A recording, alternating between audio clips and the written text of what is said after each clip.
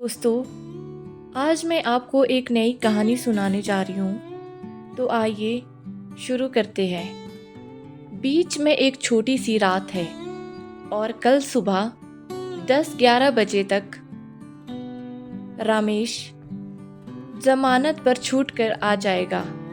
झोंपड़ी में उसकी पत्नी कवि लेटी हुई थी। पास में दोनों छोटी बेटियां बेसुध सो रही थी। पूरे 22 महीने बाद रमेश जेल से छूटकर जमानत पर आने वाला है। कितनी बार भी कभी रमेश से जेल से मिलने गई थी। पुलिस वालों ने हमेशा उससे 50-100 रुपए की रिश्वत ली। वह रमेश के लिए बीड़ी, माचिस और कभी कभार नमकीन का पैकेट लेकर जाती थी, तो उसे देने के लिए पुलिस उससे अलग से रुपए वसूल करती थी। ये 22 महीने कवि ने बड़ी परेशानियों के साथ गुजारे। पारधियों की जिंदगी से यह सब जुड़ा हुआ होता है। वे अपराध करे चाहे ना करे, पुलिस अपने नाम की खातिर कभी भी किसी को चोट, कभी डकैत बना देती है। यह कोई आज की बात थोड़ी सी है। कभी तो बचपन से ही देखती आ रही है। आंखें रेलवे स्टेशन के प्लेटफॉर्म पर खुली थी, जहां उसके बापू कहीं से खाने पीने का इंतजाम करके ला देते थे। अम्मा 3 पत्थर रखकर चूल्हा बनाकर रोटियां बना देती थी। कई बार तो रात के 2 बजे बापू अपनी पोटली में बांधकर अम्मा के साथ वह स्टेशन छोड़कर कहीं दूसरी जगह चले जाते थे। कभी जब थोड़ी बड़ी हुई तो उसे मालूम पड़ा कि बापू चोरी करके उस जगह से भाग लेते थे। और क्यों ना करते चोरी। एक तो कोई नौकरी नहीं थी, ऊपर से कोई मजदूरी भी नहीं रखता, कोई भरोसा नहीं करता, जमीन नहीं, फिर कैसे पेट पाले आखिर। जेब काटेंगे और चोरी करेंगे और क्या। लेकिन आखिर कब तक ऐसे ही सब कुछ करते रहने से जिंदगी चलेगी। अम्मा नाराज होती थी, लेकिन कहीं कोई उपाय दिखलाई नहीं देता था। वो भी बेबस हो जाती थी। शादी ब्याह में वे महाराष्ट्र में जाते थे। वहां की पारधियों की जिंदगी देखते तो उन्हें लगता कि वे कितने बड़े नरक में जी रहे हैं। कविता ने बापू से कहा भी था, बापू, हम यहाँ औरंगाबाद में क्यों नहीं रह सकते हैं। कम वहाँ ज्यादा है और यहाँ की आबोहवा में रास नहीं आती। बापू ने कहा था, लेकिन शादी के 4-5 दिन में खूब गोश्त खाने को मिलता था। बड़ी खुशबू वाली साबुन की टिक्कियाँ मिलती थी। कभी उसे 4-5 बार लगाकर खूब नहाती थी। फिर खुशबू का तेल भी मुफ्त में ही मिलता था। जिंदगी के ये 4-5 दिन बड़े अच्छे से कटते थे। फिर रेलवे स्टेशन पर भटकते ही भटकते इधर आ पहुंचे। जंगल महक के बालों ने पादरी जाति के फायदे के लिए काम शुरू किया हुआ था। वहीं बापू से जानकारी ले रहे थे, जिसके चलते शहर के पास एक छोटे से गांव दुराखापा में उस जाति के 3 से 4 परिवार को बसा दिया गया था। इसी के साथ एक स्कूल भी खोल दिया गया था। उनसे कहा जाता था कि उन्हें शिकार नहीं करना है। वैसे भी शिकार कहाँ करते थे। कभी शादी ब्याह में या मेहमानों के आने पर हिरन फंसाकर काट लेते थे, लेकिन वह भी कानून से अपराध हो जाता था। यहाँ कवि ने 5वीं जमात तक ही पढ़ाई की थी। आगे की पढ़ाई के लिए उसे शहर जाना था। बापू ने साफ मना कर दिया था, कौन तुझे लेने जाएगा। अम्मा ने कहा था, औरत की इज्जत कच्ची मिट्टी के घड़े जैसी होती है, एक बार अगर टूट जाए तो जुड़ती बिल्कुल भी नहीं है।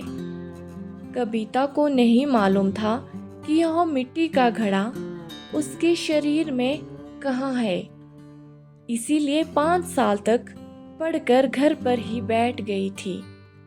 बापू दिल्ली या इंदौर से प्लास्टिक के फूल ले आते, अम्मा गुलदस्ता बनाती और हम बेचने जाते थे। 10 से 20 रुपए की बिक्री हो जाती थी, लेकिन मौका देखकर बापू कुछ ना कुछ उठा ही लाते थे। अम्मा निगरानी करती रहती थी, कविता भी कभी कभी मदद कर देती थी। एक बार वे शहर में थे, तब कहीं कोई बाबा जी का कार्यक्रम चल रहा था। उस जगह रामायण की कहानी पर चर्चा हो रही थी। कवि को यह कहानी सुनना बहुत ज़्यादा पसंद था, लेकिन जब सीता जी की कोई बात चल रही थी तो उन्होंने घर वाले राम जी ने घर से निकाल दिया।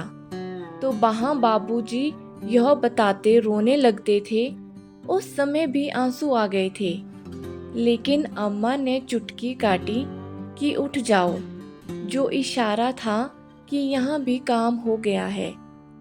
बापू ने बैठे बैठे 2 पर्स निकाल लिए थे।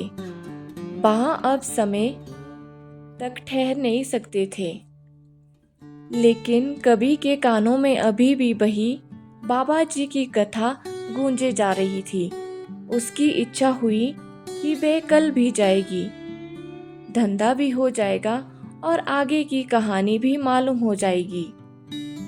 बस इसी की तरह जिंदगी चल रही थी। वह धीरे धीरे बड़ी हो रही थी। कानों में शादी की बातें सुनाई देने लगी थी। शादी होती है, फिर बच्चे होते हैं। सब कुछ बहुत ही रोमांचक था। सुनना और सोचना उनका छोटा सा झोंपड़ी ही था, जिस पर बापू ने मेमजामा की पत्नी डाल रखी थी। एक ही कमरे में ही तीनों सोते थे। एक रात कभी जोरों से चीख कर उठकर बोली। बापू ने दीपक जलाया, देखा कि एक भूरे रंग का बिच्छू था जो डंक मारकर चला गया था। पूरे जिस्म में जलन हो रही थी। बापू ने जल्दी से कहा कि पत्ता ला उस जगह पर लगाए, लेकिन जलन बहुत ज्यादा हो रही थी। कभी लगातार चिल्ला रही थी। पूरे 2 से 3 घंटे बाद ठंडक मिली। जिंदगी में ऐसे कोई कभी भी हादसा होता है जो केवल उसी इंसान को सहना होता है। कोई और मदद नहीं करता है, सिर्फ हमदर्दी से परेशान दर्द कम नहीं होता। आखिर पास के एक टोले में कवि की शादी कर दी गई थी। लड़का काला मोटा सा था, जो उससे ज्यादा अच्छा तो नहीं लगा, लेकिन था तो वह उसका घर वाला ही। फिर वह बापू के पास के टोले का था, इसीलिए 5 से 6 दिन में अम्मा के साथ मुलाकात हो जाती थी। यहाँ कवि के पति की आधा एकड़ जमीन में खेती थी। 8 से 10 मुर्गियाँ थी। लग रहा था कि जिंदगी कुछ अच्छी है, लेकिन कभी कभी रमेश भी 4-5 दिनों के लिए गायब हो जाता था। बाद में पता चला कि रमेश भी डकैती और चोरी करने जाता था। हिसाब होने पर हजारों रुपए उसे मिलते थे। कभी भी कुछ रुपए चुरा कर अम्मा से मिलने जाती थी तो उन्हें हाथ में पकड़वा देती थी। लेकिन कवि की जिंदगी वैसे ही फटेहाल थी। कोई शौक, घूमना फिरना कुछ नहीं। बस देवी माँ की पूजा के समय रिश्तेदार आ जाते थे, उनसे भेंट मुलाकात हो जाती थी। शादी के 4 सालों में भी वह 2 लड़कियों की माँ बन गई थी। इस बीच कभी भी रात को पुलिस वाले टोले में आ जाते और चारों ओर से घर को घेर लेते थे और फिर चोरी की तलाश शुरू करते थे। कभी कभी उनके कंबल या कोई जेबर ही लेकर चले जाते थे। अक्सर पुलिस के आने की खबर उन्हें पहले ही मिल जाती थी, जिसके चलते रात में सब डेरे से बाहर ही सोते थे। 2 से 4 दिनों के लिए रिश्तेदारों में चले जाते थे। मामला ठंडा होने पर फिर वापस अपने घर आ जाते थे। इन्हें भी यह सब कुछ करना ठीक नहीं लगता था, लेकिन करे भी तो क्या करे। आधा एकड़ जमीन वह भी सरकारी थी, और जो कुछ लगाते उस पर कभी सूखे की मार, कभी ओले की बौछार हो जाती थी। सरकारी मदद भी नहीं मिल पाती थी, क्योंकि जमीन का कोई पट्टा भी उनके पास नहीं था। जो कुछ भी थोड़ा बहुत कमाते थे वह जमीन खा जाती थी, लेकिन वे सबको यही बताते थे कि उस जमीन से जो उग रहा था उसी से जिंदगी चल रही थी। किसी को यह थोड़े ही कहते कि चोरी करते हैं। पिछले 7 से 8 महीनों से बाबू ने मुँह की कच्ची दारू भी उतारना चालू कर दिया था। अम्मा उसे शहर में 1 से 2 जगह पहुंचा कर आ जाती थी, जिसके चलते अपना खर्चा पानी निकल जाता था। कभी कभी रमेश रात को सोते समय कहता था कि यह सब उसे पसंद नहीं है, लेकिन करे भी तो क्या करे। सरकार कर्जा भी नहीं देती जिससे भैंस खरीदकर दूध उसका बेच सके। एक रात वे जब सोए हुए थे कि किसी ने दरवाजे पर जोर से लात मारी। नींद खुल गई तो देखा कि 2 से 3 पुलिस वाले थे। एक ने राकेश की छाती पर बंदूक रख दी थी। अबे चल थाने। लेकिन मैंने क्या किया है साहब? रमेश बोला। रायसेन में बड़े जज साहब के यहाँ डकैती डाली है और यहाँ घरवाली के साथ मौज कर रहा है, एक पुलिस वाले ने डांटते हुए ऐसा कहा। सच साहब, मैंने नहीं मालूम, मैंने ऐसा नहीं किया, घबराई आवाज में रमेश ने कहा। कभी भी कपड़े ठीक करके रोने लगी थी। ज्यादा होशियारी मत दिखाओ, जल्दी उठ जाओ, और कहकर बंदूक की नाल पर उससे छाती में घुसा दी।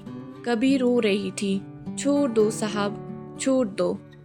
पुलिस के एक जवान ने कभी के बाल खींचकर रमेश से अलग किया और एक लात जमा दी। चोट बहुत अंदर तक लग गई थी, जिसके चलते वह रोने लगी। 3-4 टोलों के और लोगों को भी पुलिस पकड़कर ले आई और सबको हथकड़ी लगाकर लात घुसाटे मारते हुए ले गए। कभी की दोनों बेटियां उठ गई थी। वह जोरों से रो रही थी। वह उन्हें छोड़कर नहीं जा सकती थी।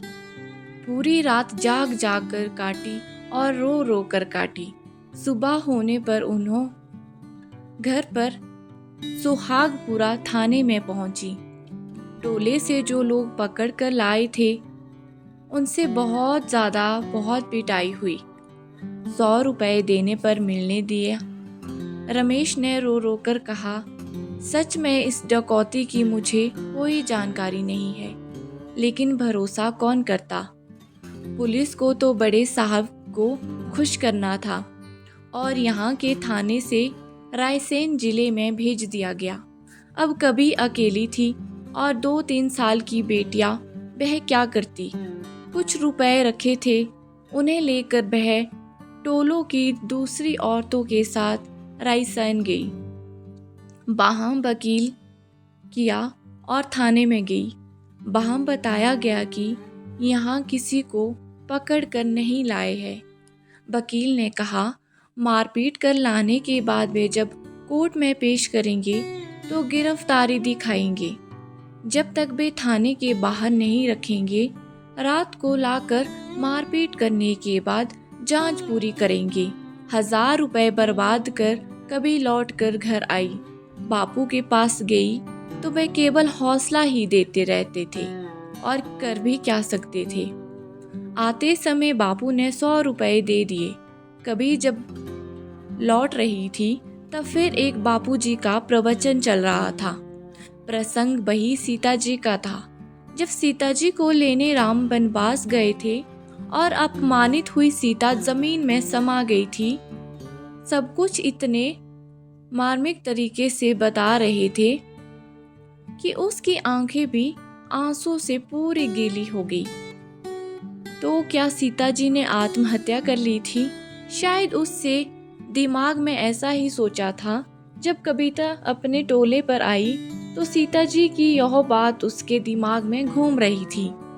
कैसे वनवास काटा, जंगल में रही, रावण के यहाँ रही और धोबी के कहने से राम जी ने अपने से अलग करके जंगल में भेज दिया। गर्भवती सीता को कैसे रहे होंगे राम जी, जैसे कि वह बिना घर वालों के अकेली रह रही है।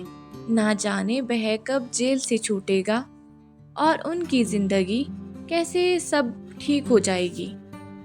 इस बीच टोले में जो कागज के फूल और दिल्ली से लाए खिलौने थोक में लाते, उन्हें कभी घर पर सर पर रखकर बेचने जाती थी। जो कुछ बचता उससे घर का खर्चा चला रही थी। अम्मा बापू कभी कभी 200 से 300 रुपए दे देते थे। जैसे ही कुछ रुपए इकट्ठा होते वह रायसेन में चली जाती। पुलिस ने रमेश को कोर्ट में पेश कर दिया था और कोर्ट में जेल से भेज दिया था। जमानत करवाने के लिए वकील 5,000 रुपए मांग रहा था। कभी घर का खर्च चलाती या फिर 5,000 रुपए देती। रमेश का बड़ा भाई मेरी सास भी थी। वो घर पर आती और कभी को सलाह देकर वहां से चली जाती। उसने नाराजगी भरे शब्दों से कह दिया, क्यों फोफट की सलाह देती हो, कभी रुपए भी दिया करो। देख नहीं रही हो कि मैं कैसे अपनी बेटियों को पाल रही हूँ। कहते कहते वह रो पड़ी थी। जेठ ने 1,000 रुपए दे दिए थे। उन्हें कविता रायसेन में गई, जो वकील ने रख लिए और कहा कि वह जमानत की अर्जी लगा देगा। वह वकील का ना जाने कितना बड़ा पेट था। कभी जो भी देती वह रख लेता था, लेकिन जमानत किसी की नहीं हो पाती थी। बस जेल या रमेश से मिलकर आ जाती थी। वैसे रमेश की हालत पहले से अच्छी हो गई थी। बेफिक्री थी और समय से रोटियां मिल जाती थी। लेकिन पंछी पिंजरे में आखिर कब तक ऐसे रहेगा? उसका भी तो कभी बाहर जाने का मन करता होगा, लेकिन अब करे भी तो क्या ही करे। वह भी तो पिंजरे से बाहर निकलना चाहता था, बाहर घूमना चाहता था। कभी रुपए जोड़ती और वकील को भेज देती थी। आखिर पूरे 22 महीनों बाद वकील ने कहा, जमानतदार ले जाओ, साहब ने जमानत के ऑर्डर कर दिए हैं। फिर एक परेशानी, जमानतदार को खोजा, उसे रुपए दिए और जमानत करवाई तो शाम हो गई। जेलर ने छोड़ने से मना कर दिया। कभी सास के भरोसे बेटियों को घर पर छोड़ आई थी, इसीलिए लौट गई। और रमेश ने कहा कि वह आ जाएगा।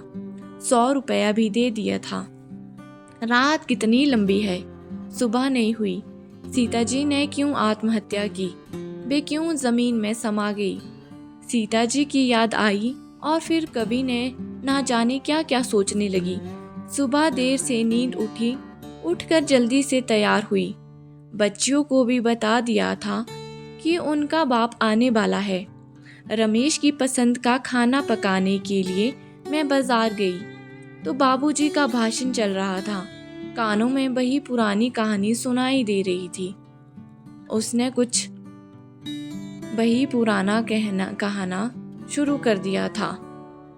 दोपहर तक खाना तैयार कर लिया और कानों में आवाज आई, रमेश आ गया है। कभी दौड़ते हुए रमेश से मिलने पहुंची।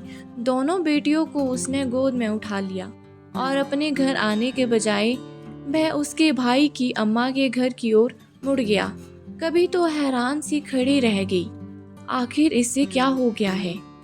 पूरे 22 महीने बाद घर आया और मुझे छोड़कर अपनी अम्मा के पास चला गया। कभी भी वहां चली गई थी। तो उसकी सास ने कुछ नाराजगी से उसे कहा, तू कैसे आई? तेरा मदर तेरी परीक्षा लेगा, ऐसा कह रहा था। सास ने कहा, तो कभी को लगा कि पूरी धरती आसमान घूम रहा है। उसने अपने पति रमेश पर नजर डाली तो उसने कहा, तू पवित्र है ना, तो क्या सोच रही है? तू ऐसा क्या बोल रहा है? कवि ने कहा। उसने बेशर्मी से हंसते हुए कहा, पूरे 22 महीने बाद में आया हूँ। तू बराबर रुपए कर वकील को, पुलिस को देती रही। इतना रुपया लाई कहाँ से? कवि ने दिल से चाहा कि एक पत्थर उठाकर उसके मुंह पर मार दूं। कैसे भूखे प्यासे रहकर बच्चियों को जिंदा रखा, खर्चा दिया और उससे परीक्षा लेने की बात कह रहा है। उस समाज में परीक्षा के लिए आधा किलो की लोहे की कुल्हाड़ी को लाल गरम कर पीतल के 7 पत्तों पर रखकर कदम चलना होगा। अगर हाथ में छाले आ गई तो समझो कि औरत ने कुछ गलत काम किया था, उसका दंड भुगतना होगा। और अगर कुछ नहीं हुआ तो वह पवित्र है, उसका घरवाला उसे भोग सकता है और बच्चे पैदा कर सकता है। रमेश के सवाल पर कि वह इतना रुपया कहाँ से लाई, उसे सब कुछ बताया। अम्मा बापू ने दिए, उधार लिया, खिलौने बेचे, लेकिन वह तो सुनने को जैसे टस से मस नहीं हुआ। तू जब गलत नहीं है तो तुझे क्या परेशानी है? इसके बाप ने मेरी 5 बार परीक्षा ली थी, जब ये पेट में थी तब भी। सास ने कहा। कभी उदास मन के लिए अपने झोंपड़े में आ गई। खाना पड़ा हुआ था, भूख बिल्कुल मर चुकी थी। दोपहर उतरते उतरते कवि को खबर भिजवा दी कि वह परीक्षा देने को तैयार है। शाम को नहाई धोई, पीपली देवी की पूजा भी हुई, टोले वाले इकट्ठा हो गए, कुल्हाड़ी को उपलों में गर्म कर दिया जाने लगा। शाम हो रही थी, आसमान नारंगी हो रही थी। रमेश अपनी अम्मा के साथ बैठा था। मुखिया जी आ गए थे, औरतें भी बहुत जमा हो गई थी। हाथ पर पीतल के पत्ते को कच्चे सूत के साथ बांधकर संडासी से पकड़कर कुल्हाड़ी को उठाकर कवि के हाथों पर रख दिया। पीपल के नरम पत्ते चटर चटर कर उठे। औरत ने देवी गीत गाते हुए शुरू किया और वह गिनकर कदम चली और एक सूखे घास के ढेर पर उस कुल्हाड़ी को फेंक दिया। एकदम आग लग गई। मुखिया जी ने कच्चे सूत को पत्तों को हटाया और दोनों हथेलियों को देखा। वे एकदम सामान्य थी, हल्की सी जलन भर पड़ी थी। मुखिया जी ने घोषणा की कि यह पवित्र है। औरतों ने मंगलियों गीत गाते हुए रमेश कवि के साथ झोंपड़ी में चला गया।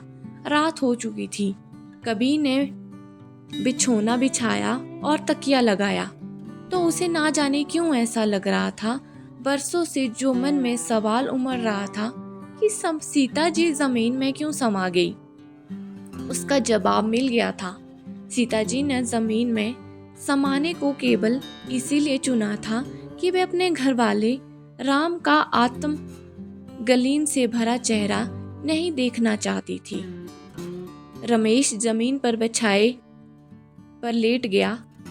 पास में दिया जल रहा था। कभी जानती थी कि 22 महीनों के बाद आया मर्द घरवाली से क्या चाहता होगा। रमेश पास आया और फूंक मारकर दीपक बुझाने लगा। अचानक ही कवि ने कहा, दिया मत बुझाओ। क्यों? मैं तुम्हारा चेहरा देखना चाहती हूँ। क्यों? क्या मैं बहुत अच्छा लग रहा हूँ? नहीं तो फिर? तुझे तो बिरादरी में नीचा देखना पड़ा। तू जो हार गया वह चेहरा देखना चाहती हूँ। मैं सीता जी नहीं हूँ, लेकिन तेरा चेहरा, घमंड से टूटा चेहरा देखने की बड़ी इच्छा है। उसकी बात सुनकर रमेश भौचक्का रह गया। कवि ने खुद को संभाला और दोबारा कहा, शुक्र मना कि मैं बिरादरी में तेरी परीक्षा लेने की बात नहीं कही, लेकिन सुन ले कि तू अब कल परीक्षा देगा। तब मैं तेरे साथ सोऊंगी, समझा? उसने मुझे गुस्से से कहा। क्या बक रही है? सच कह रही हूँ, नए जमाने में सब बदल गया है। पूरे 22 महीनों तक मैं ईमानदारी से परेशान हुई थी, इंतजार किया था। रमेश फटी आंखों से उसे देखता रह गया, क्योंकि उसकी बिरादरी में मर्द की कोई परीक्षा लेने का नियम ही नहीं था और वह अपने पति का मलिक घबराया, पीड़ा से भरा चेहरा देखकर खुश थी, बहुत खुश। आज शायद सीता जीत गई थी। यह कहानी आपको कैसी लगी है? यदि कहानी अच्छी लगी हो तो चैनल को सब्सक्राइब करें और वीडियो को लाइक कर दो।